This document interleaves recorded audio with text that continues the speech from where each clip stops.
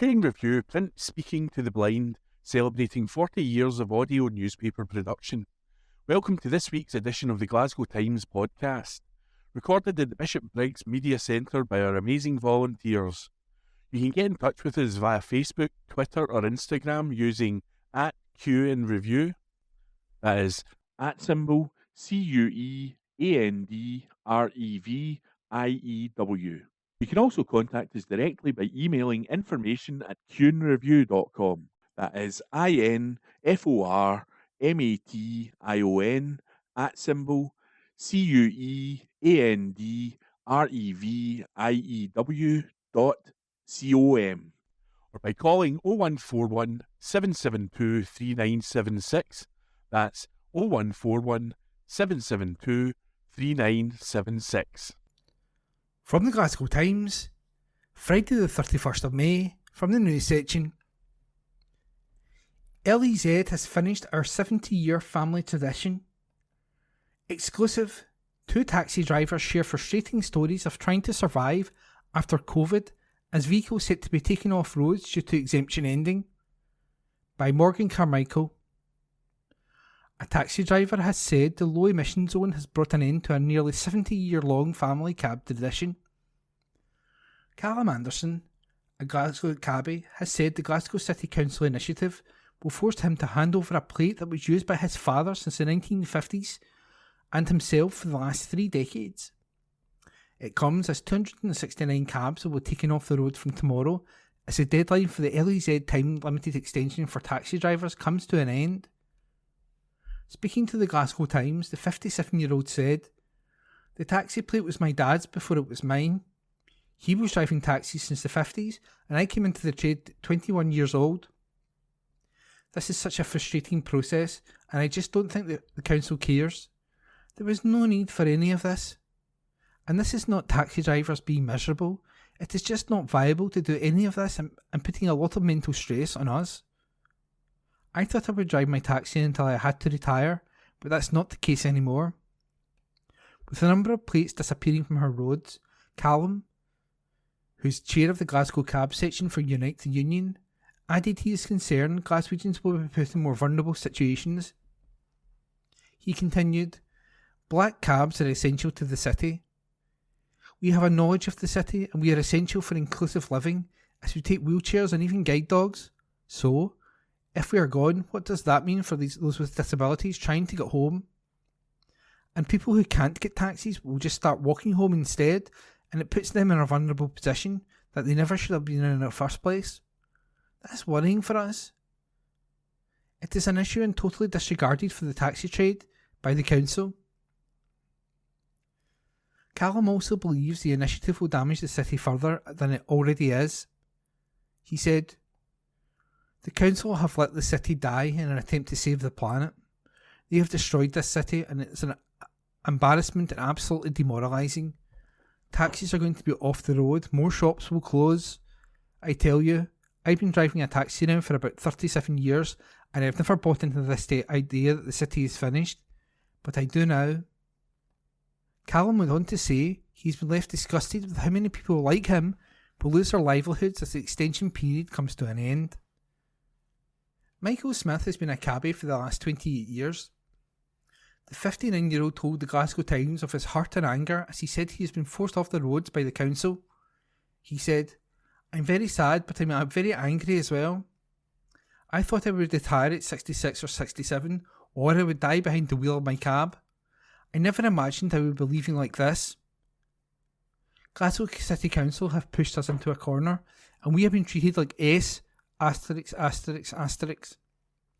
We want to breathe clean air, but we don't want to go out of business to get it. It's absolutely awful. It's been very stressful for everyone." It comes after Michael was faced with either trying to find out the funds to put an LPG engine into his 15-year-old vehicle or leaving the trade behind. Following the financial hardships COVID brought upon the taxi drivers, Michael decided that replacing his engine was not a viable option. He has since sold his taxi, for which he got £800 in return. Michael explained, "I came out of the pandemic having worked 60 hours a week for about £30 a day. I was buying food and paying bills on a credit card, which meant my credit score just went right down. I think I came out of COVID about £10,000 in debt. We've been told a lot by both the council and the public that we've known that Ellie's aids were going to happen and we have plenty of time to sort a plan. But we didn't know COVID was going to happen. Before COVID, if you had a 7-year plan, it became more like 9 years. It brought us more hardships than ever before. COVID didn't make us stand still, it completely pushed us back. Callum agreed.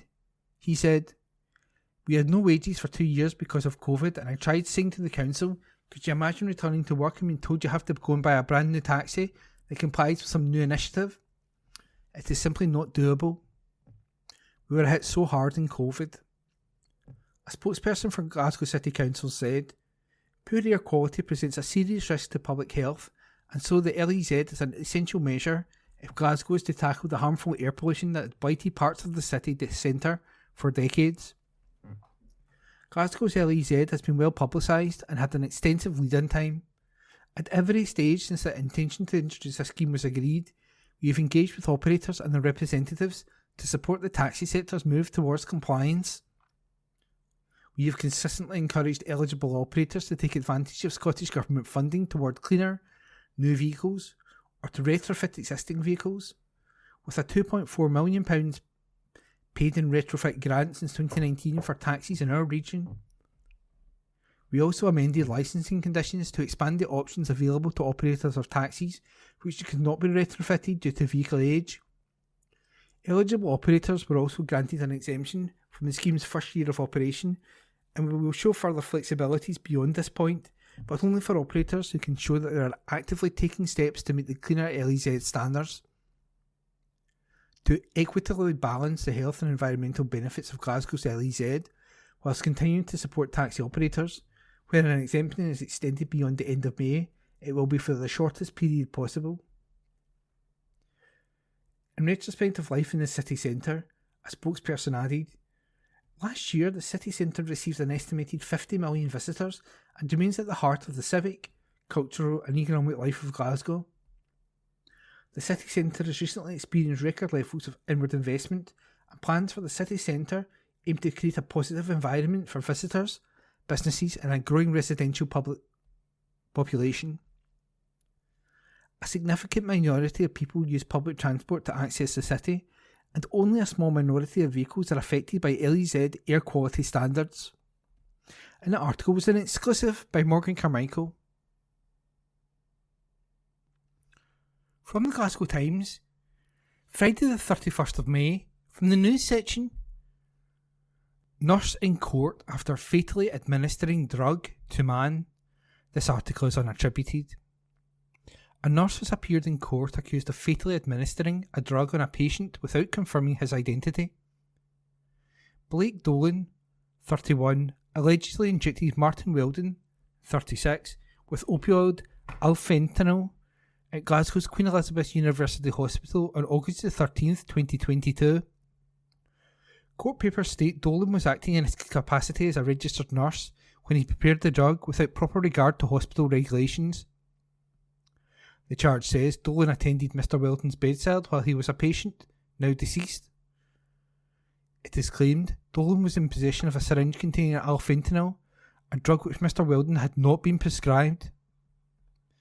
Allegations state Dolan culpably and recklessly, without conducting proper checks to confirm his identity and correct prescription, injected Mr. Weldon with a lethal dosage and killed him. It is understood that Mr. Weldon was being treated for diabetic hypoglycemia at the time. The condition had caused a brain injury, and his family had twice been told his life support machines would need to be switched off.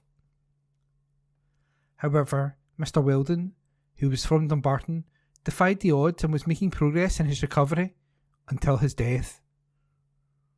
Dolan made no plea yesterday at Glasgow Sheriff Court to the single charge of culpable homicide. He was represented at the private hearing by his lawyer, Natasha Martin. Dolan, of the city's Bridgeton, was granted bail by Sheriff Andrew McIntyre.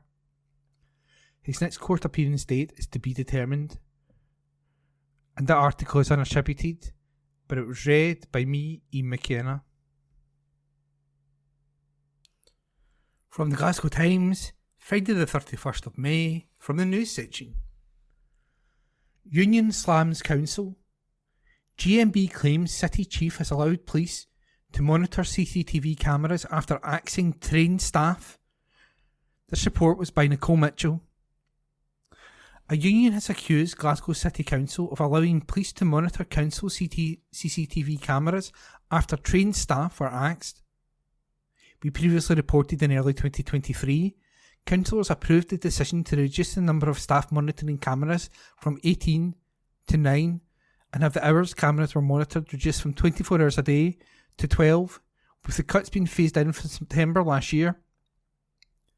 The CCTV cameras still record 24 hours a day, with the council saying they are left positioned in priority locations during the hours they are not monitored. However, unions now fear the network of street cameras in Glasgow has been used by external staff to monitor several big events in the city during hours council staff are not present.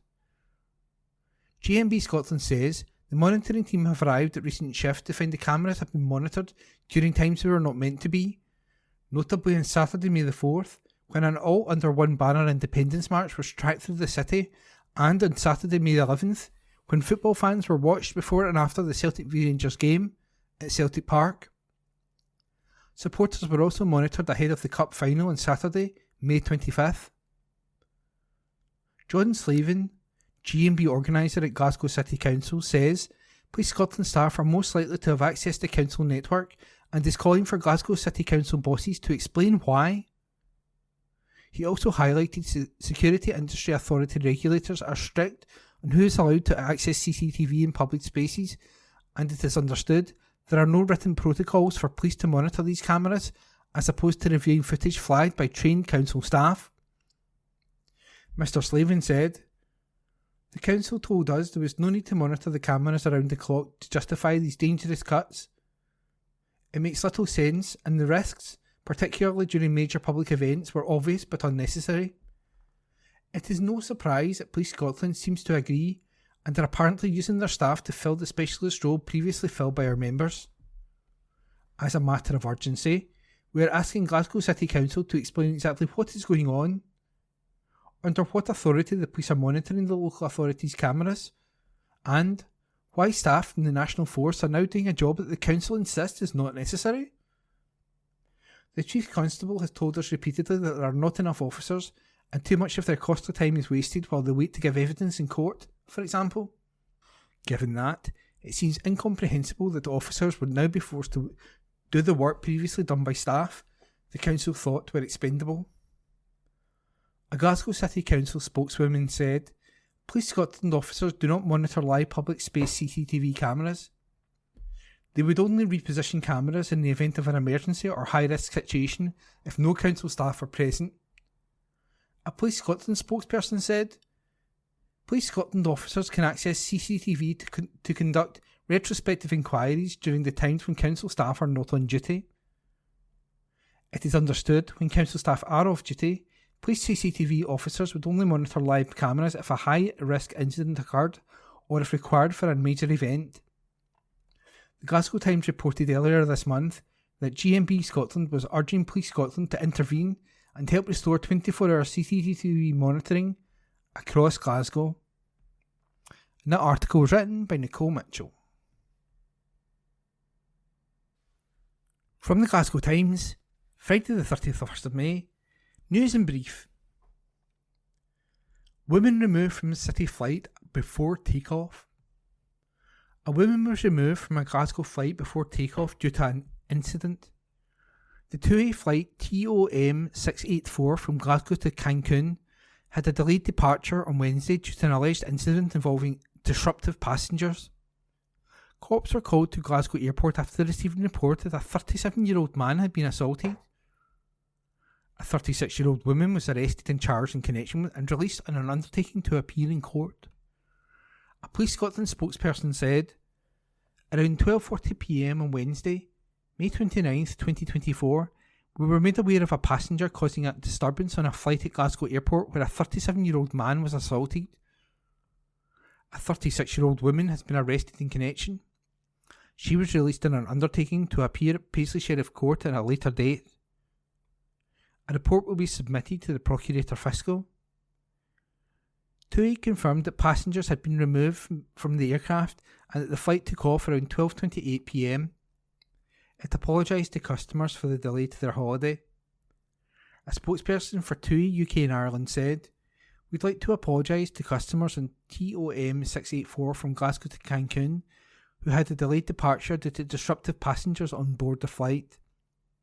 The safety of our customers and crew is our number one priority, and any unacceptable behaviour will not be tolerated." The customers involved were offloaded from the aircraft and the flight was able to continue its journey. The flight departed Glasgow for Cancun at 12:28 p.m, Wednesday, May 29th. A spokesperson for Glasgow Airport said, "We're aware of the incident which took place yesterday during the boarding of TUI's service to Cancun. This is now a matter for Police Scotland and, while it would be inappropriate to comment further, we would like to make clear that disruptive behaviour of any kind is not tolerated at Glasgow Airport." Rangers star to stand trial accused of driving offence. Rangers winger Rabbi Matondo will stand trial accused of dangerous driving. The 23-year-old allegedly committed the offence on Glasgow's M8 motorway on August 1st, 2023. Court papers state the Welsh international was behind the wheel of an Audi Q8 sports car at the time. The charge says Matondo drove at speeds grossly in excess of the prevailing speed limits. It is claimed he drove at excessive speeds for the road and traffic conditions, as well as failed to maintain proper discipline. The allegations go on to say Matondo repeatedly failed to maintain an adequate stopping distance behind preceding motor vehicles. He is further claimed to have overtaken a motor vehicle in the inside lane and drove in the path of a preceding motor vehicle. Matondo is then alleged to have caused the drivers of preceding motor vehicles to change lanes. He is lastly accused of braking harshly, going through a red light, failing to comply with road markings, driving across a roundabout and accelerating harshly. Matondo, of the city's Woodlands, pleaded not guilty yesterday at Glasgow Sheriff Court by letter. A trial has been set for September. Boy sexually assaulted as he sat on Glasgow train. A teenage boy was sexually assaulted while he sat in a train from Glasgow. The 16-year-old boarded the service from Glasgow to Queen Street to Stirling on the evening of Saturday, May 18th. A man sat next to him at around 9:30 p.m. and attacked him. The boy challenged the man and moved further down the carriage before leaving the train at Stirling. Transport co-ops are now trying to hunt down the predator, who is described as white, in his 50s, around 5 foot 8 inch and a broad build. He had short grey hair and beard and was wearing a silver jacket with a white and green top underneath it. He wore brown shorts and white trainers.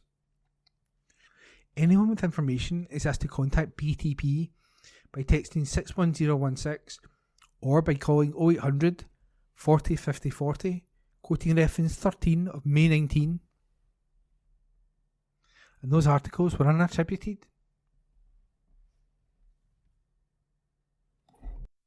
Glasgow Times News on Monday, the 3rd of June. Buskers could be fined for being a nuisance in Glasgow. An article written by Drew Sandilands.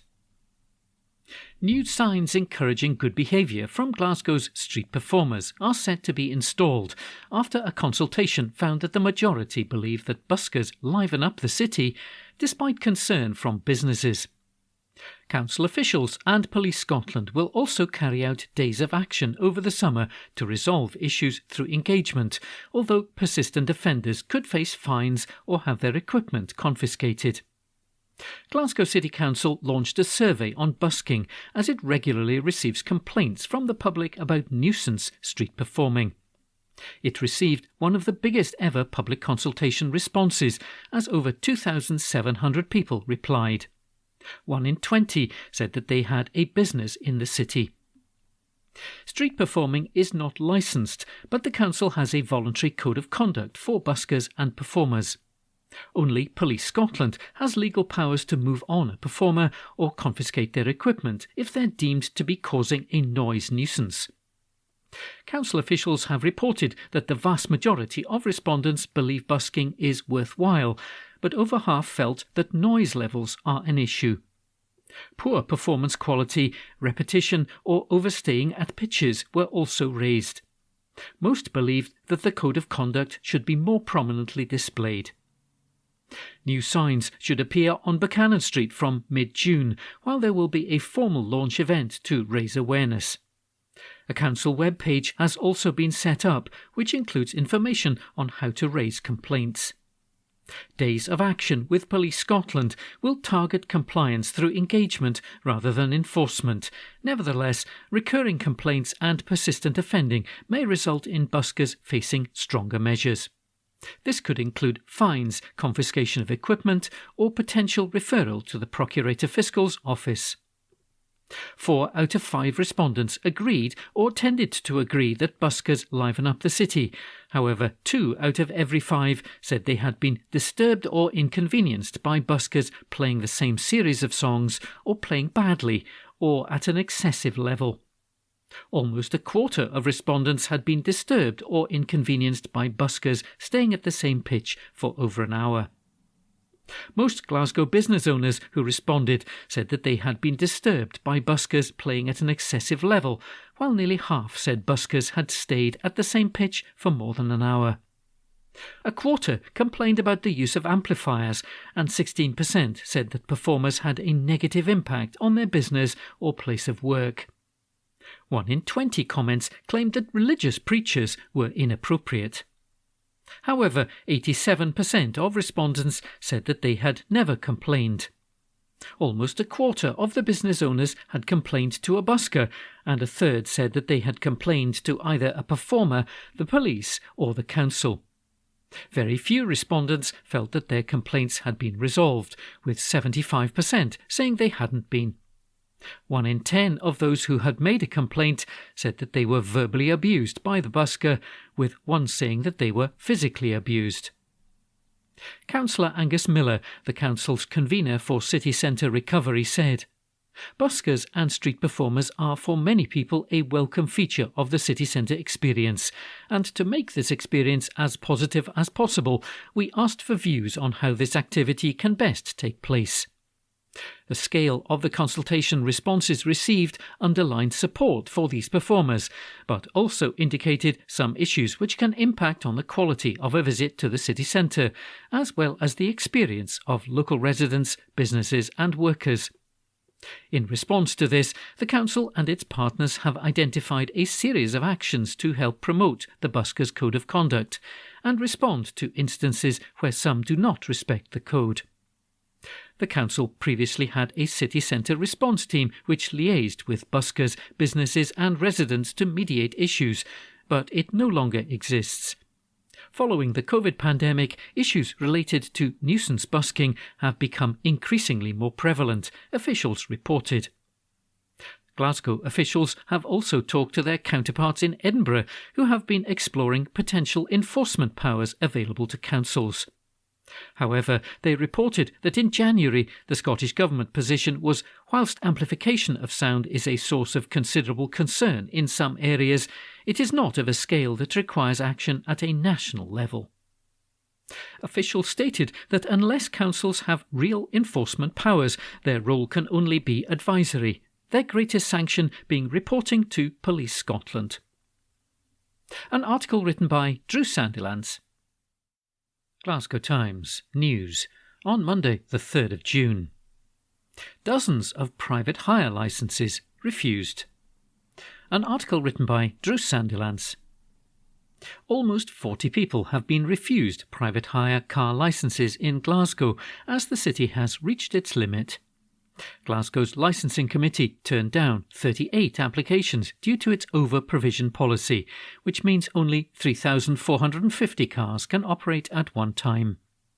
Many of the applicants already had private hire driver licences, although some admitted to not using them within 3 months, which is against the terms. Several people who currently lease vehicles said they wanted their own car licences as the cost of renting from private firms is too high. Councillor Alex Wilson, SNP, who chairs the licensing committee, told applicants, "The reason you have been cited today is relevant to your private hire car application. We are currently sitting at 3,450 private hire cars out on the street just now, and that means we've reached our limit. He asked them whether they had any reason why they should be exempt from the policy, but said personal circumstances doesn't come into this at all. An application for a 3-year private hire car licence costs £483, regardless of whether the bid is successful. Councillor Wilson said that this is due to administration costs. He added, allowing additional cars goes against the policy, and a review had deemed that to be a fair number of cars. Some applicants argued that more cars are needed, as there is a shortage on Friday and Saturday evenings. Councillor Wilson said that this was due to current drivers choosing not to work at these times. The policy is set to be reviewed next year. The current figure was set in April last year following a review. More than 250 more private hire car licences were made available at that time to address demand at busy times, including weekend evenings. However, those licences have now been taken. The review, commissioned by the Council, found that there was unmet demand for taxis and some evidence of potential under-provision of private hire cars, particularly at peak times. It was reported that the primary issue is a lack of drivers rather than a lack of vehicles, but that the change could assist in increasing the number of drivers entering the trade. A further 13 applications were withdrawn from the agenda before the meeting began. An article written by Drew Sandylance. Glasgow Times News on Monday, the 3rd of June. Glasgow residents have their say on priorities for political parties ahead of the general election. An exclusive article written by Morgan Carmichael. With the general election on July the 4th fast approaching, politicians and people across the UK have not been shy in expressing the changes they want to see in this country. As Labour leader Sir Keir Starmer lists a new deal for working people and an increase to the national minimum wage as priorities if he is voted in as Prime Minister, Rishi Sunak has said he will introduce national service for 18-year-olds and a triple lock plus state pension if he is re-elected. But what would the people of Glasgow do if they were Prime Minister? We went onto the city streets to find out. Lee Wilson, who is 24 and from the West End, said, "I would put the UK back into the European Union and get rid of all the things that happened after Brexit. I would take the money that the government is putting into the military and put it into social funding for hospitals, schooling and education around transgender and gender identities, as well as counselling for transgender people under the age of 18. I would also implement a system that would help single parents and parents that have children with additional needs, a system that would help them when their children are first diagnosed. I would also disregard the ban on transgender and gender identity social studies, and I would allow Scotland to separate itself from England, as it wishes to do. I would also bring back people that we sent home that were doing jobs that we no longer have." Kit Ember, who is 26 and from Castlemilk, agreed, saying, "I would completely reverse the Rwanda bill and immediately cease trading to Israel as well. I would also separate Scotland from England and put more funding into transgender education. I would also properly tax the rich." Bobby Todd, who is 83 and from the south side of the city, said he would improve education and the NHS. He said there's got to be a big improvement for the NHS and for education. There isn't enough money in the NHS and education can be improved. There are teachers trying to get jobs that they just can't get. It's really bad. There are probably a lot of things I would do, but they are the main two. Cecile Chabriat, 44 and from Garnet Hill, said that she would like to change the level of sexism and xenophobia here in the UK if she were Prime Minister. She added, "I would also like to do something about this mentality that people have, that those who do not live here need to go back to where they came from." If Angus Wyatt, who is 60 and from Hindland, was Prime Minister, he said he would prioritise all community-based services over big businesses.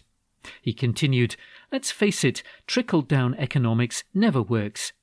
Prioritise the NHS, social housing and equal rights. That's what I would say. I'm also not sure how I feel about this national service idea. I think if we want to engage the disenfranchised, we need to put more into the community and resources. An exclusive article written by Morgan Carmichael. Glasgow Times on Monday the 3rd of June. Lifestyle. Clydebank woman given hours to live stars in an emotional documentary. An exclusive article written by Anne Fotheringham. A Clydebank woman who was given just a few hours to live when she was born is one of the stars of a dramatic new documentary series. Rebecca Margie, who is now 27, features in The Hospital, Life on the Line, which follows dedicated staff at Scotland's Heart Hospital, the Golden Jubilee. The Channel 5 series is an eye-opening look at the work of heart transplant teams in action.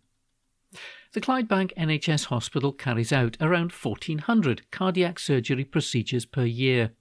In 2022-2023, it completed 40 heart transplants, the most in the UK. Rebecca was born with a condition where one of the chambers in her heart did not work properly. Since her first operation at just a few days old, she has endured multiple surgeries. In the programme, she has come into the Golden Jubilee Hospital to have the batteries in her pacemaker changed. However, worrying symptoms mean that surgery is delayed as doctors try to find out the root of the problem. It's a stressful time for Rebecca's mum and dad, June and Joe, and her fiancé, Steph. All I can do is to be there for her, says an emotional Steph. I'll always be there. The first episode also features 54-year-old Andy McCafferty from just outside Edinburgh, who was admitted to the cardiac unit after collapsing at home from a major heart attack. The team battled to repair his failing heart, but the only thing that will save him is a heart transplant, and time is running out. He and his partner of 25 years, Shabana, admit that the wait is terrifying. Every minute feels like a lifetime, she says. Steve Donaldson, who is 61 and from Largs, had a heart transplant 13 years ago after becoming incredibly ill with heart failure. However, the transplant has given him a new lease of life, and he's been able to get back to the big passion in his life, competitive cycling. It also allowed him to spend precious time with his wife Linda before she sadly died from breast cancer. Before she died, we were talking and she said, "You just go out and enjoy yourself," says Steve. So for once in my life, I'm doing what I'm told.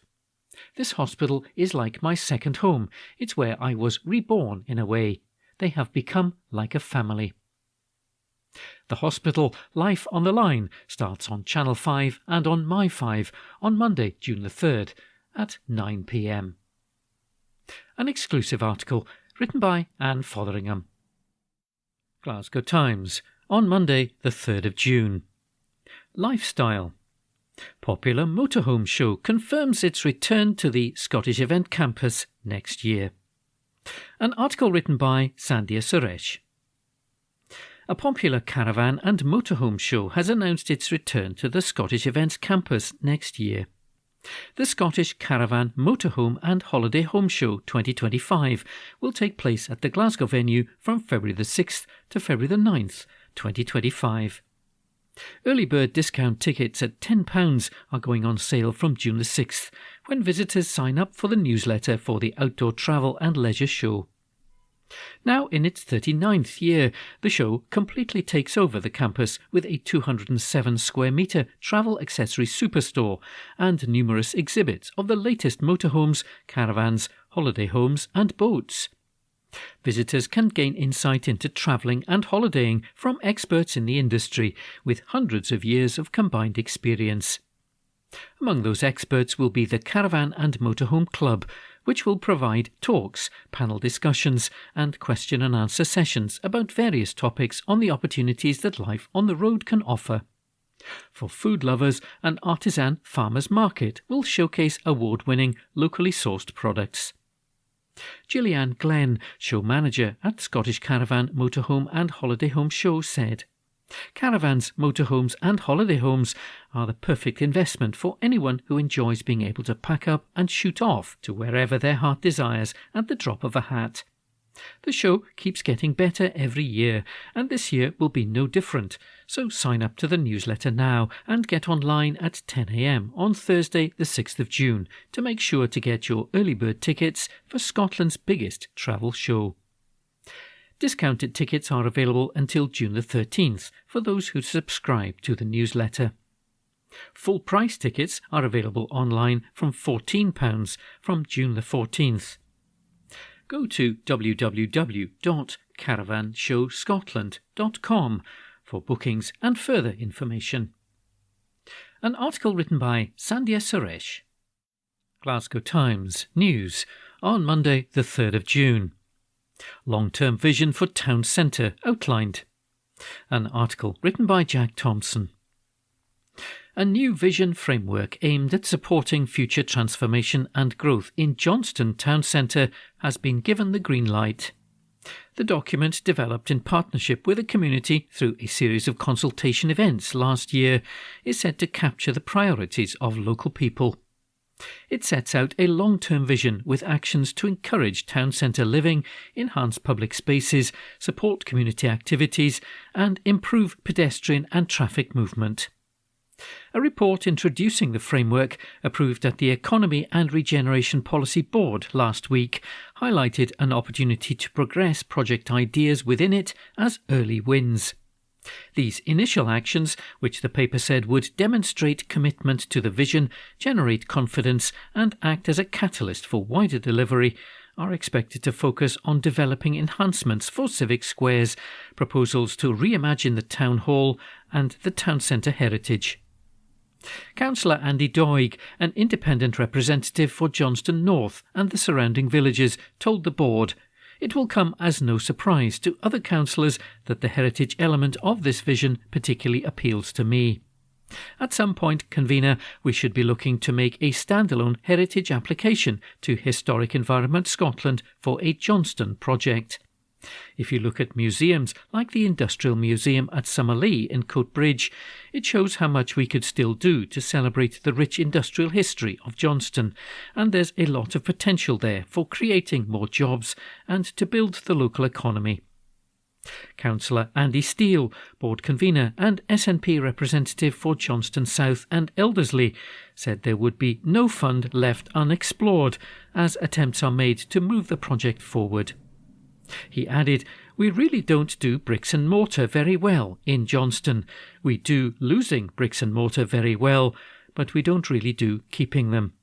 I'm very keen that we change that. That's an aspect I'm quite keen to push on with." Councillor Doig also requested the Policy Board liaise with planning on the state of play of an application for homes in the Millbrae area, which he said businesses and residents are keen to see proceed, and with One Wren about the prospect of promoting the theatre in the Town Hall as an arts venue. Councillor Steele accepted and seconded the request. An article written by Jack Thompson. Glasgow Times on Monday the 3rd of June. Opinion. People need better debt protection, not warm words. A column written by Mike Daly. Virtue signalling has come to characterise politics today. Proclaiming things that you support will eradicate or achieve with a smattering of vapid slogans. The end result is generally hot air, with no demonstrable change or delivery.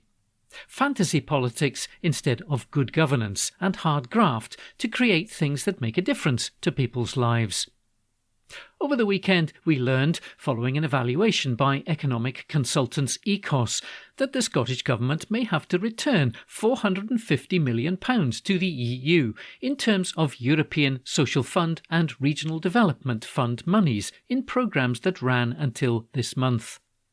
Scotland is expected to return almost one-third of its EU money that was allocated to anti-poverty and employability projects and support for small and medium businesses. Why? Because of a lack of proper management in allocating funds and inaccurate and unreliable data recorded on project spend. We've been here before. Following the COVID pandemic, Audit Scotland found that large swathes of the £4.4 billion worth of grants and non-domestic rate reliefs that were provided by the Scottish Government couldn't be accounted for due to a lack of data and audit recording. In contrast, Wales looks set to return 9% of its EU money, England 6% and Northern Ireland 2%. Why are we paying higher taxes in Scotland when vast sums of public money are routinely wasted? Why have a very expensive devolved administration and parliament if the quality of law reform often means many bills are more virtue signalling than meaningful change? This Thursday, the Bankruptcy and Diligence Scotland Bill will undergo its final consideration. If passed as drafted, it won't make much of a difference to those in serious financial hardship in Scotland. Some significant amendments have been tabled, and it would be great to see MSPs working constructively to make a difference and put country before party. Paul O'Kane, MSP, has a proposal that would give Scottish ministers the power to make regulations for pre-action requirements for council tax arrears recovery.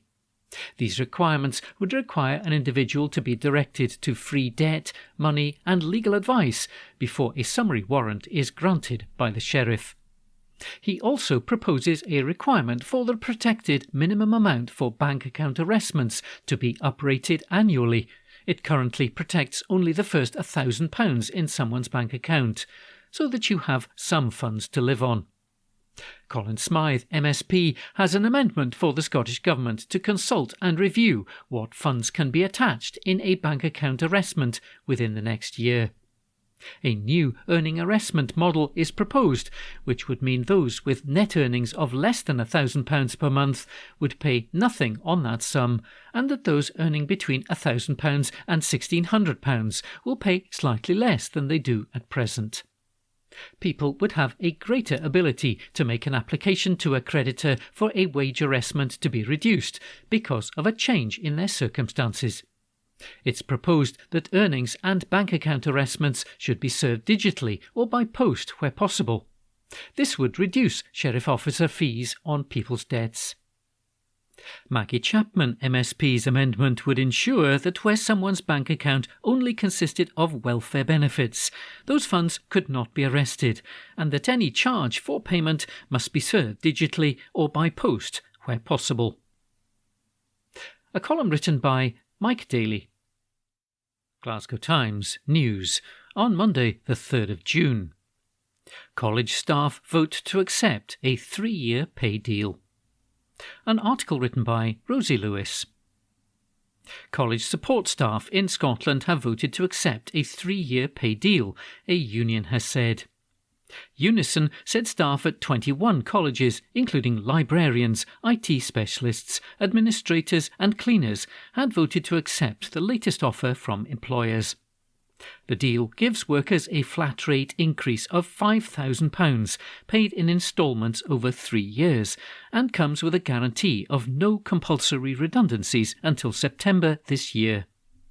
It's understood to be the first time a no redundancy guarantee has been given within the college sector. The deal brings to an end almost 2 years of industrial action, including strikes. Further industrial action has now been called off as a result of the agreement. Unison Scotland Further Education Branch Secretary Chris Greenshields said that the result would not have been reached without the resolve of Unison's members working in colleges. It has taken nearly 2 years of industrial action and the threat of strikes during exam periods to secure these concessions. Importantly, the new offer confirms a guarantee of no compulsory redundancies until September 2024, the first guarantee of its kind in the sector. If the employers had accepted similar proposals made by Unison last year, there would have been no need for industrial action. The Scottish Government must learn lessons from this. An article written by Rosie Lewis. Glasgow Times News on Monday the 3rd of June. 13-year-old boy arrested after teen's death. A front page article written by Kirsty Fearick. Police have arrested a 13-year-old boy following the death of a Glasgow teenager. An investigation was launched after Corey McCrimmon, who was 16, sustained serious injuries during an incident in the Cranhill area of the city on Friday night. The emergency services were called to Greenfield Park in Eskbank Street at around 8:15 p.m. Corey was rushed to the Queen Elizabeth University Hospital in a critical condition. Tragically, he died on Sunday afternoon. Police have confirmed that a 13-year-old boy has been arrested and charged in connection with Corey's death and is due to appear at Glasgow Sheriff Court on Monday. A Police Scotland spokesperson said, emergency services were called to Greenfield Park in Eskbank Street at around 8:15 p.m. on Friday and found the victim seriously injured. He was taken by ambulance to the Queen Elizabeth University Hospital. A significant police presence was seen in the Cranhill area while inquiries were carried out. A report will be submitted to the Procurator Fiscal. A front-page article written by Kirsty Feerick. Glasgow Times News on Monday the 3rd of June. New look revealed for George Square. An article written by Drew Sandilands and read by Howell. Work to give George Square a new look is set to begin in January next year, as the final design has been confirmed. Once the Christmas 2024 decorations are removed, hoardings will be erected around the Civic Square and 11 statues will be removed to storage for restoration. A contractor is set to be awarded the main redesign contract by February, and construction at George Square is expected to be completed by August 2026. Work on surrounding streets should also be finished by April 2027. The project will include a water feature, a raised lawn, sheltered seating and feature lighting. There's also set to be informal play areas for children. A further raised lawn green area will be created in front of the cenotaph. The council has said the designs for the eastern part of the square respond to its institutional character and the formality of the city chambers and the cenotaph. At the western end of the square, there will be an area for cafes to spill out and a paved space for events. Statues are expected to be returned to new locations on the finished square from July 2027 onwards. Designs show the Sir Walter Scott Monument and the cenotaph remaining in their current places. Officials have reported that the final design respects the central east-west axis in the square, comprising the city chambers, the cenotaph and the Sir Walter Scott Monument, and responds to the non-institutional character of the western area of the square. John McAslan and partners were awarded the design contract for George Square and the surrounding streets. These include John Street, St Vincent Street and St Vincent Place, West George Street, Hanover and Miller Street, North Hanover Street, Dundas Street and Dundas Lane and Cochrane Street. Feature lighting has been considered as part of the design, which proposes the use of gobo projects which are capable of projecting images onto the floor of the square and also onto the facade of the city chambers. The projectors have multiple projecting images built into them, along with a functionality to change the light colours, lighting styles and angles remotely, officials have reported. The next phase for the project is for tender documents to be prepared ahead of contracts being awarded. The final cost will be determined during the procurement process.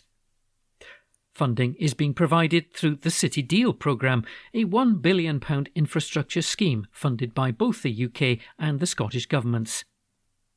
Last month, a notice for statue experts to restore the landmarks, several of which are A-listed, was issued. It will be followed by the council recruiting contractors to carry out the restoration work.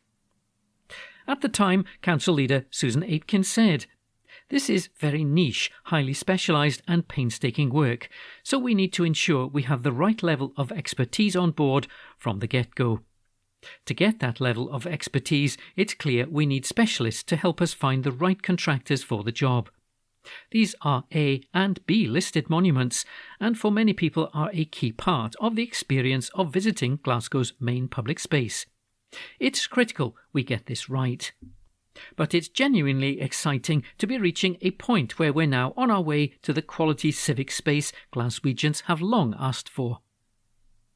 There are currently 13 listed monuments in the square, and a condition survey in 2014 found 9 were in a poor state of repair, while 4 were considered as a medium state of repair.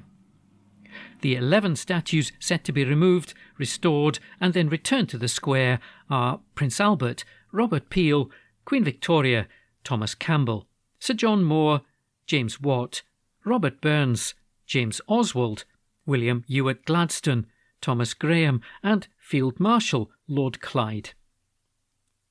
An article written by Drew Sandilands.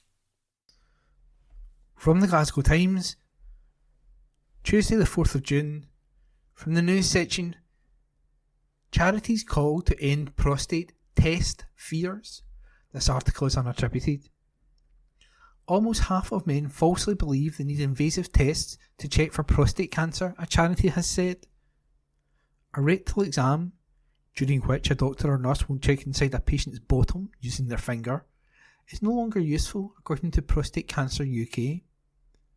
The charity is trying to raise awareness that a simple blood test is now used to test for the disease as part of its Find It Earlier campaign. It comes after a survey of almost 1,000 men found 46% thought they would need a rectal exam, and this was one of the biggest factors putting them off getting tested. Sophie Smith, Senior Specialist Nurse at Prostate Cancer UK, said, "If you're thinking about getting a prostate cancer test, one of the first things that comes to mind is probably a doctor putting their finger up your bum. We hear it everywhere, from TV shows to jokes with mates, and it's preventing too many men from getting checked for the disease that affects 1 in 8 of them. We're finally putting an end to the misconception that getting tested for prostate cancer means you have to have a rectal exam. Because, in fact, the best first test for the disease is a simple blood test that you can get for free from your GP. Thanks to recent advances like MRI scans being introduced and more effective therapies becoming available, the way we diagnose and treat prostate cancer is now more accurate, effective and safe than it has ever been. Prostate cancer is the most common cancer in men, with more than 52,000 diagnosed each year. The risk of developing the disease is higher in men who are black, obese, or have a family history of prostate cancer. The NHS recommends men over 50 should ask their family doctor for a PSA test, which measures the amount of prostate-specific antigen, PSA, in the blood. Laura Kirby, Chief Executive of Prostate Cancer UK, added, "Prostate cancer is the most common cancer in men, but many don't realise that they're at risk of getting the disease. This, combined with long-standing myths and misconceptions about prostate cancer testing, means that too many lives are being cut short. The good news is that the earlier you find prostate cancer, the earlier it is to treat, and an earlier diagnosis could save your life. That means more summers sitting off with your family on holiday, more dad dancing at your daughter's wedding, and more nail-biting seasons watching your team inch up the league table. So, the best time to do something about prostate cancer is right now." That article was unattributed. From the Glasgow Times, Tuesday the 4th of June, from the news section, 5 teams battling injuries following horror crash. This article is unattributed.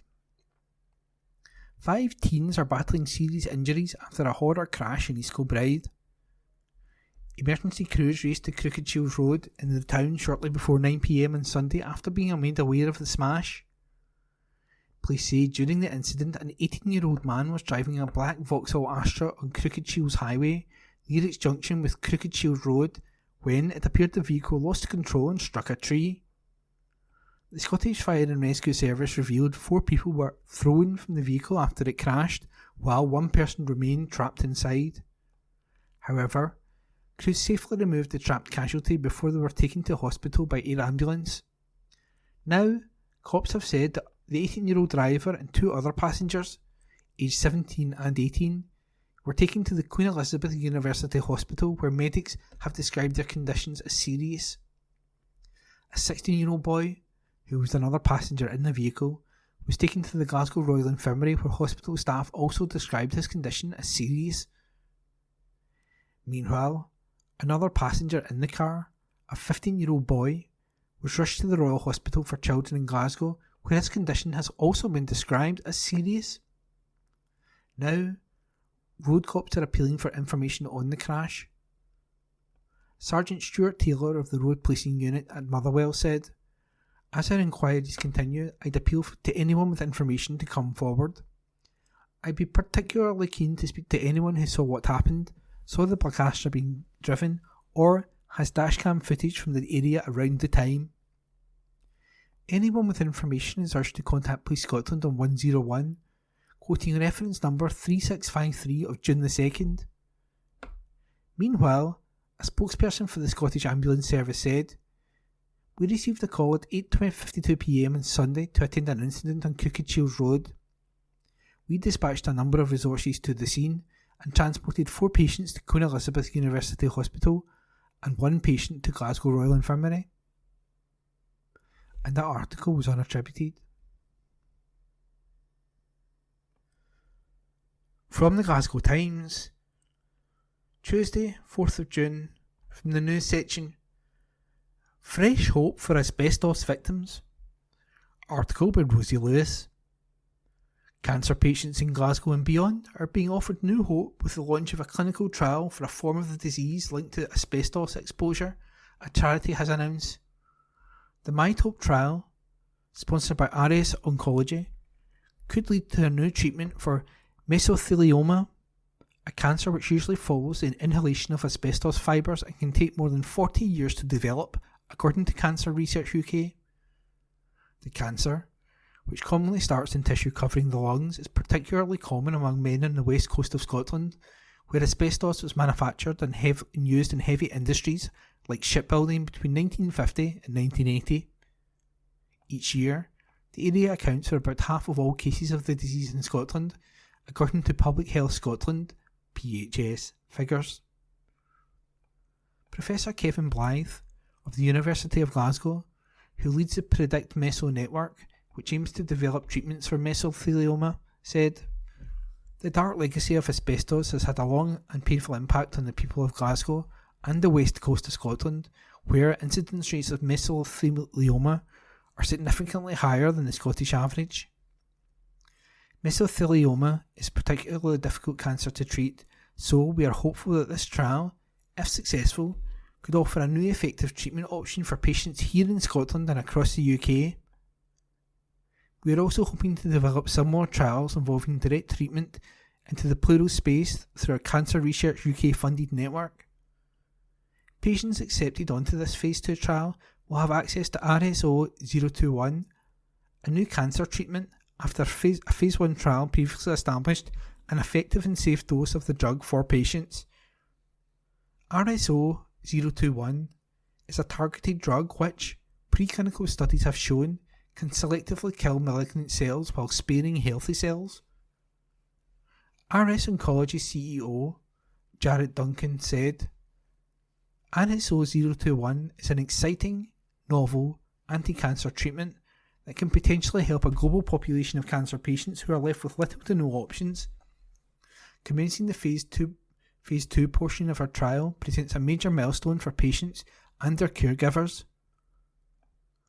Only about 4 in 10 people, 44.3%, who are diagnosed with mesothelioma in Scotland survive the disease for 1 year or more, according to PHS figures. The MyTope trial aims to deliver treatment directly into the pleural space, the cavity between the lungs and underneath the chest wall, where mesothelioma most commonly develops. The 2-year trial has been offered to eligible patients across Scotland. Predict Meso is an international network of researchers which is focused on better understanding mesothelioma and finding better treatments. And that article was by Rosie Lewis. From the Glasgow Times, Tuesday the 4th of June, from the news section, Margaret's 40 years at Glasgow Museum. This article is an exclusive by Anne Fotheringham. As a young mum, pushing a pram around Pollock Park, Margaret Anderson admits initially she was aghast by plans to build a museum in the green space she loved so much. "I was actually quite annoyed when they started building," says the 79-year-old with a laugh. "But little did I know I would develop such a love of the Burrell collection and start a volunteer role I'm still doing 40 years later." Glasgow Live is marking the 40th anniversary of National Volunteers Week, June the 3rd to 9th, by celebrating the thousands of people who help the culture and sports charity make a difference to the lives of residents and visitors in the city. In 2023-24, more than 6,000 volunteers of all ages and abilities and from all backgrounds gave around 100,000 hours of their time to support the city's museums, arts and music venues, libraries and sports facilities, as well as events such as Celtic Connections, the UCI Cycling World Championships and the World Athletic Indoor Championships. Former history teacher Margaret, who lives on the south side, has been given free guided tours of the Burrell collection since 1984. She also interviews and trains new volunteers and helps shape volunteering policy and procedures at Glasgow's museums. Margaret says, "Over the course of my years volunteering at the Burrell, I've seen many changes. One thing that has remained consistent though is that as a volunteer guide you're always learning and gaining new experiences, which is wonderful. I love the opportunity of meeting visitors from all over the world and have been amazed how far some have travelled to Glasgow sometimes to spend just a day here with the sole purpose of visiting the museum, as it's renowned as a world-class attraction." She adds, "Showing them around and telling them about the collection is always rewarding. It's fascinating to hear their impressions of the exhibits, and even after all these years, some of the questions they ask can still be new to me." Glasgow Live's head of museums, Duncan Dornan, said, "Margaret is a wonderful asset to the Burrell collection, and the contribution that she has made and continues to make is truly remarkable. She, and all of the volunteers who support our museum teams, help in so many ways to enhance our cultural offering, enabling all of our venues to offer an exceptional, welcoming and memorable visitor experience." And that article was an exclusive by Anne Fotheringham. From the Glasgow Times, Tuesday the 4th of June, from the news section, "Number of Orange Order parades sparks committee question." Report by Catherine Hunter. Questions over the number of Orange Order marches held in Glasgow over the last year have been raised at a City Council committee meeting. Between April the 1st, 2023 and March 31st, 2024, there were a total of 264 public processions held in Glasgow, compared to 233 between April the 1st, 2022 and March 31st, 2023. A report presented to members of the Wellbeing Committee highlighted that during that time there were 135 Orange Order marches, while 24 were organised by Apprentice Boys of Derry and 10 by the Black Institute, while there were 7 Republican marches, 2 trade union marches, 8 bands, 11 funerals and 67 other processions took place across the city. During the meeting, members were reminded that the legal and administrative process for dealing with public processions is set out in Part 5 of the Civic Government Scotland Act 1982. It states that anyone organising a procession in Glasgow must notify the council at least 28 days prior to the date on which the procession is due to take place. After receiving the notification, the council can either agree to the procession taking place as intended or attach conditions such as making changes to the start time or the proposed route. Only under very limited circumstances would they prohibit the procession. Under Part 5 of the 1982 Act, when deciding if it's necessary to stop the march or impose conditions, the local authority must take into consideration public safety, public order, damage to property and disruption to the life of the community. During the meeting, Irene Loudon, co-opted committee member, said, "On the processions, of those which were applied for last year, how many were actually permitted? It just seems that the number of Orange Order marches is disproportionately excessive. Why are so many permitted?" A council officer confirmed that over the period of 2023-24, there were no processions prohibited in terms of the statistics. They said, "It would not be appropriate to comment on whether they are excessive or not, but each notification is dealt with on its own merit and dealt with under the consideration of Part 5 of the Act. Each notification has to be considered on its own merits." And that article was by Catherine Hunter. Glasgow Herald, Tuesday the 4th of June, from the Lifestyle section.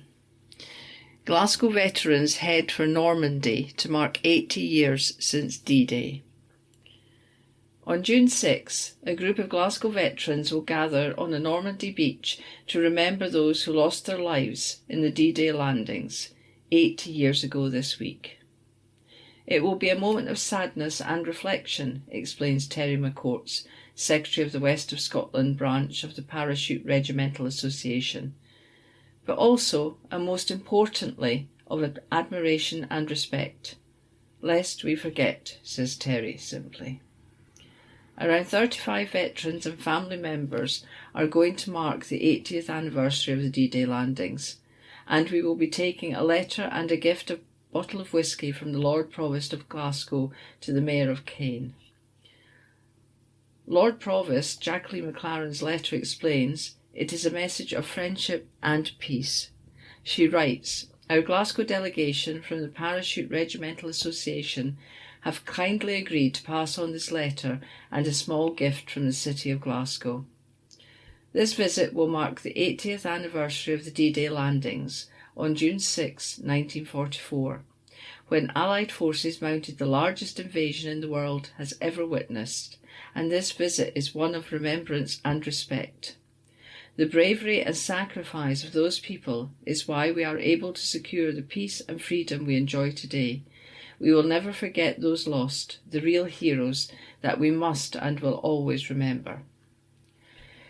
D-Day was a successful Allied invasion of the beaches of Normandy, Utah, Omaha, Gold, Juno and Sword on June the 6th, 1944. Codenamed Operation Neptune, the Normandy landings made up the largest seaborne invasion in history, involving the coordinated efforts of more than 155,000 troops, supported by 11,500 aircraft and 6,900 naval vessels. It changed the course of history, as it marked the beginning of the end for Nazi Germany. Allied forces fought to liberate key cities, such as Caen, and established a secure front from which they could launch further offences, leading to the liberation of Paris, the push towards Germany, and ultimately to victory. The group from Glasgow will also visit Douvres-la-Diverande Commonwealth War Graves Cemetery, where Private James McPhillamy is laid to rest. The 20-year-old from Postle Park was killed in action on June the 17th, 1944. The British Normandy Memorial website explains, James left school at 15 to work for Yarrow Shipbuilders in Yoker, Glasgow, as an apprentice metal sheet worker. He was proud to have signed up for the King's Own Scottish Borderers, and his brothers and sisters were also proud of him whenever he was home on leave wearing his uniform.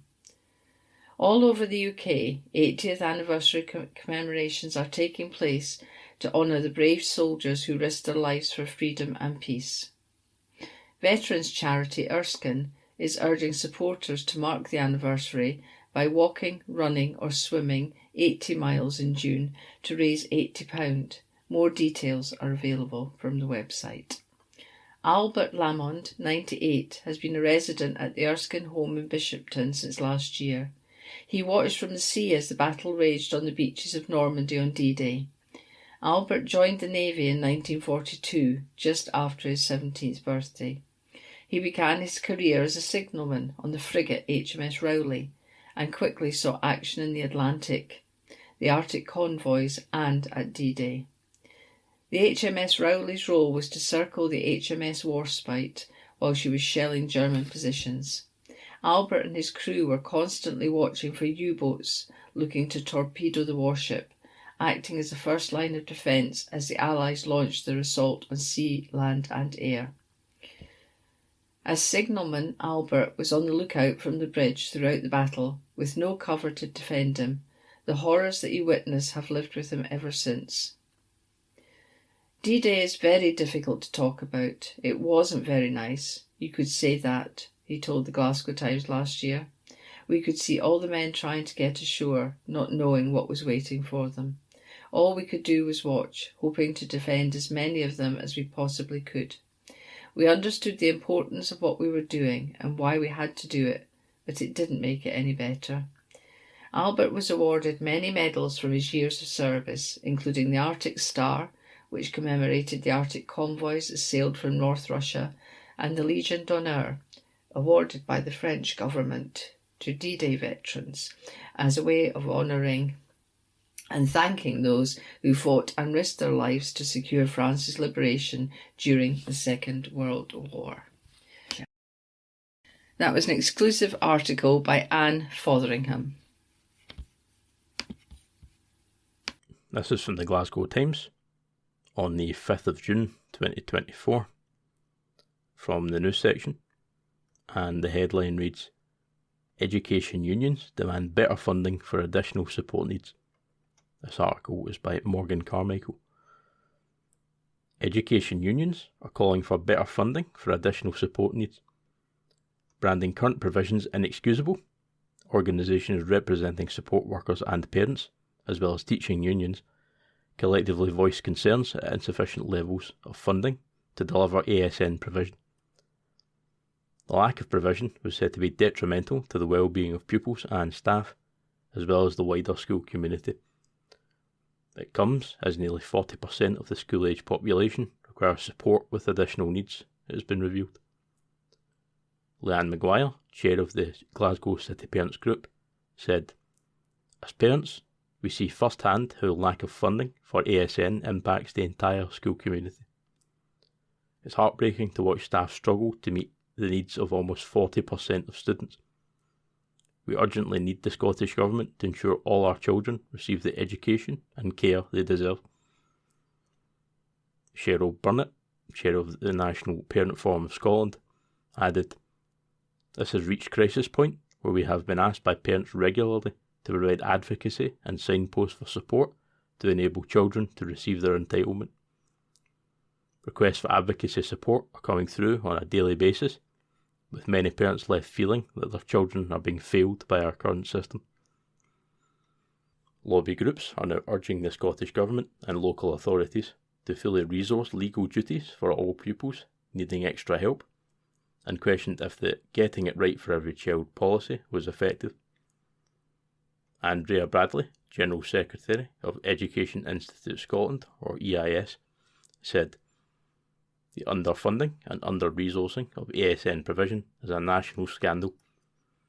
The lack of resourcing and staffing is letting down the large and growing number of young people in need of additional support, a very large number of whom also live in poverty, piling untold pressure on already overburdened teaching and support staff, and disrupting the learning and teaching environments across our schools. The Scottish Government and local authorities cannot sweep this issue under the carpet any longer. They must invest in ASN provision to ensure that we can mitigate the impact of poverty on children's education and truly get it right for every child. Mike Corbett, NASUWT Scotland national official, said, The longer the Scottish Government fails to act, the bigger the challenge becomes for teachers and schools. Ministers cannot continue to ignore their duty to ensure every child can have their needs met.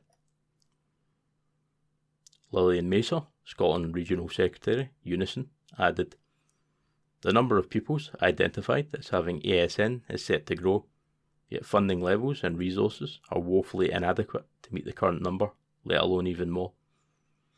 Unison members are the army of classroom assistants who support our children with additional learning needs.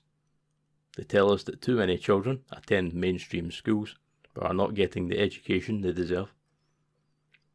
Resources to support children with ASN should help them access an education, not just a mainstream school. Staff cope with cuts to educational resources and to wider teams who should be supporting children, like social work, CAMHS, speech and language therapy, which are all harder to access. A Scottish Government spokesperson said, where it is for local councils to determine the most appropriate educational provision. The Scottish Government is committed to improving outcomes for young people with additional support needs. Spending on additional support for learning reached a record high of £926 million in the latest available figures from 2022 to 23 to help address growing demand in this area. Through our continued investment of £15 million per year, the number of FTE additional pupils support staff has also increased by 725 or 4.4%, bringing the total number of support staff in Scotland in 2023 to 17,330. This article was by Morgan Carmichael. This is from the Glasgow Times on the 5th of June 2024, from the news section, and the headline reads, Man glassed stranger outside Glasgow city centre nightclub. This article is by Eva White. A man who glassed a stranger outside of a nightclub in Glasgow was told he was lucky not to have permanently scarred the victim by a sheriff. Aaron Quinn was standing under a canopy with some friends after leaving Kong in Royal Exchange Square at around 9:30 p.m.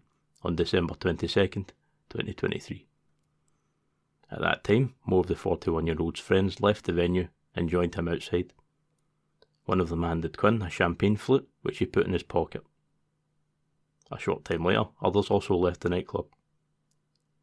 One man fell, and Quinn laughed at the person's fall. Fraser Rowan, who was also outside at the time, then challenged Quinn and an argument broke out. The pair continued to argue. Quinn took the champagne flute from his pocket and struck Mr. Rowan on the head. Police were contacted and on arrival noticed the victim's injuries. Quinn was arrested and charged, to which he replied, "Sorry, I'm really sorry about that." He was released on an undertaking to appear in court. The victim was taken to the Queen Elizabeth University Hospital, where his wounds were cleaned and dressed. He did not require stitches. Quinn, of Lenzie, appeared at Glasgow Sheriff Court on May 30th, after pleading guilty to assaulting the man by striking him on the head with a glass to his injury. Addressing Quinn, Sheriff Patricia Price said, "You are a very law-abiding man, a family man, which makes this more surprising. It seems to have been a blip fueled by alcohol. You're lucky you didn't permanently scar the person." He was sentenced to 160 hours of unpaid work. This article was by Eva White. This is from the Glasgow Times on the 5th of June 2024, from the news section, and the headline reads, Man who died after incident at Glasgow home named. This article was by Ben Waddell. A man who died following an incident at a Glasgow home has been named. We reported how police were called to an alleged disturbance on Brock Road in Pollock around 1 a.m. on Tuesday, June 4th. The force received a report of the incident and a man being found injured at a property in the area. Following it, a 49-year-old man was rushed to hospital. However, he was later pronounced dead. The man has now been named as Michael Lincoln from Glasgow. Following his death, officers have also revealed a 53-year-old man who was arrested yesterday has since been charged in connection with the death of Michael. He is due to appear at Glasgow Sheriff Court on Wednesday, June 5th. A report will be submitted to the Procurator Fiscal. Pictures show the street had been taped off by officers while forensics were spotted carrying out investigations following the alleged incident. They were also seen entering and exiting a property on the road. A forensics tent was also installed in the garden of a property in the area, while CID officers were also pictured on the scene. Meanwhile, cops had shut off part of Hartstone Road, which is nearby to the scene. The area, which is close to a park, had been taped off in relation to the incident on Brock Road. A spokesperson for Police Scotland said, "A 53-year-old man arrested yesterday has been charged in connection with the death of a man in Brock Road, Glasgow. Around 1 a.m. on Tuesday, June 5th, 2024, police were called to a report of a disturbance and a 49-year-old man injured at a house in the area. He was taken to Queen Elizabeth University Hospital, where he was later pronounced dead. The man has been named as Michael Lincoln from Glasgow. The 53-year-old man is due to appear at Glasgow Sheriff Court on Wednesday, June 5th, 2024. A report will be submitted to the Procurator Fiscal. This article was by Ben Waddell. Evening Times Sport, June 5. Opinion. High time people were told the truth, says Ian McConnell. Amid the woeful political debate that has prevailed since Rishi Sunak called a general election last month, and which was indeed evident before that, it was encouraging to hear Lord Michael Heseltine highlight what is plain to many. What Lord Heseltine, who served in the cabinet under Prime Ministers Margaret Thatcher and John Major, flagged was the failure of both of the main parties to address the elephant in the room, Brexit. Lord Heseltine, President of the European Movement UK, declared late last month, "I think this will be the most dishonest general election of my life." Why? Because it's going to talk about all the problems, but avoid any of the real solutions which depend upon a closer relationship with Europe. You cannot have a discussion about the country's economy, or its defence, or immigration, without mentioning Brexit. This is absolutely the case. All too often you get the impression that the Conservatives and Labour are at pains to paint the Brexit folly as something detached from the three big policy areas mentioned by Lord Heseltine. It is ridiculous, of course, to suggest Brexit does not have a major bearing on these areas, yet that seems to be just what Labour and the Tories are doing. And those conducting polls often cite Brexit and the economy as two separate choices when they ask people what they consider to be the most important issues. This is a somewhat baffling state of affairs, especially given the huge damage that Brexit is causing when it comes to the economy and living standards. Lord Heseltine also declared, "We have cut ourselves off from our principal market, our most important partners, and that is the underlying crisis that faces this country. It is terrifying to me that while the public opinion is moving and the younger generation is frustrated, the two major parties think they can go through 6 weeks of campaigning and not have anything to say about it." This is indeed a frightening thing to anyone bothered about trying to maximise the country's economic prosperity and thereby living standards in these toughest of times. After arch-Brexiter Nigel Farage announced this week that he would stand as a Reform UK candidate in Clacton in the general election, Lord Heseltine was quick to make his views known again, and he declared that the return of Farage meant party leaders cannot avoid the topic of Brexit any longer. Flagging the issues we are all facing due to the failure of Brexit, he added, "The re-emergence of Farage blows apart the conspiracy of silence. Brexit is back in dramatic fashion. The issues can no longer be avoided and must be challenged head-on." Heseltine put it well late last month when he declared, "At the European movement, our job is to call out this hypocrisy. We are here to make a nuisance, to upset the apple cart, and say the apparently unsayable, that we'd be better off back in Europe." It is no surprise that the current Conservative government would rather not talk about Brexit so much, apart from making the odd populist and utterly ridiculous claim about some positive, given the damage it has done and the inevitable failure of the purported benefits to appear. Labour, for its part, appears scared of its own shadow when it comes to talking about Brexit. it does not, it seems, wish to risk upsetting the so-called Red Wall voters who propelled Boris Johnson to power in the December 2019 general election with their Brexit passion. These voters need to be told the score in terms of what Brexit has actually done and potential moves to mitigate the damage, but Labour look as uninterested in doing so as the Conservatives. Labour leader Keir Starmer might want to take note of a poll published by the European Movement UK this week. However, the way things have been going, the chance would be a fine thing. The poll by the pro-European movement showed that 6 in 10 voters want a proper debate on Europe as part of the general election campaign.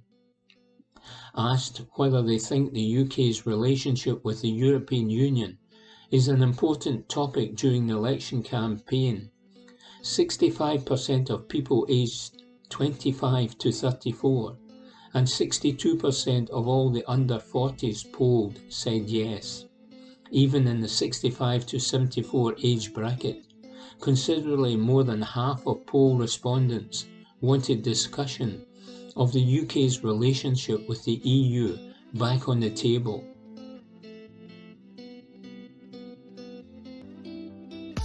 That concludes this week's edition of the Glasgow Times podcast. Please remember to subscribe to our channels at Tune Review and to tell your friends about our service.